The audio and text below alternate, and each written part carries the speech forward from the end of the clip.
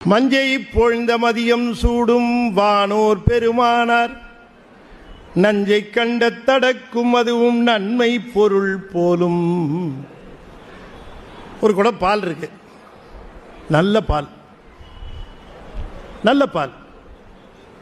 இப்ப அந்த பால் என்ன பால்? நல்ல சொல்லுங்க, வாயிலே சொல்லுங்க, நல்ல பால். 2 கல்லு உப்பு சேர்ந்துருச்சு. இப்ப என்னாச்சு?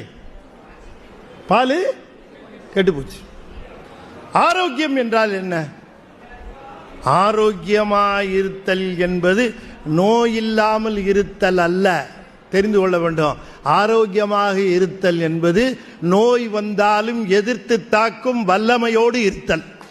நல்லவன் என்பது நல்ல செயல்களை கொண்டவன் அல்ல, அது மட்டும் பத்தாது, தீயவனோடு சேர்ந்தாலும் நல்ல செயல்களையே செய்து கொண்டிருத்தல். நல்ல பால் என்று ஒன்று இருக்குமானால் அது உப்பு சேர்ந்தாலும் நல்ல பாலாகவே இருக்கணும்.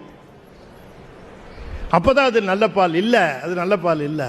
இப்போ உலகத்தவர்கள் நாம் எப்படி நல்லவங்களா இருப்போம், நல்லவங்களா இருப்போம். கண்டிஷன் சப்ஜெக்ட் டு என்ன டென்ஷன் ஏத்தாம இருந்தா இல்லையா? அப்ப இந்த இதுக்கு எல்லாமே சப்ஜெக்ட் இருக்கு, எல்லாத்துக்குமே சப்ஜெக்ட்னு கண்டிஷன் இருக்கு.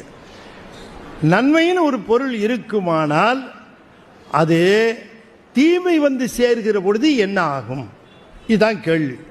தீமை வந்து சேர்கிற பொழுது என்ன ஆகும்? நன்மை என்ற ஒரு பொருள் இருக்கிறது, தீமை வந்து சேர்ந்தால் என்ன ஆகும்? தீமை சேர்ந்துடும் இல்லையா? நன்மை என்கிற ஒரு பொருள் தீமை வந்து சேர்ந்தாலும் நன்மையாகவே இருக்கும் என்றால் அதுதானே நன்மை. அப்படி சிவபெருமான் நன்மை பொருளாக இருக்கிற பொழுது அவரிடம் நஞ்சு என்கிற தீமை வந்ததே, தீமை வந்த பிறகும் அவர் நன்மையாகவே இருக்கிறாரே. அப்படி நஞ்சு வந்தாலும் நன்மையாக இருக்கிற ஒரே பொருள் சிவம்தான்.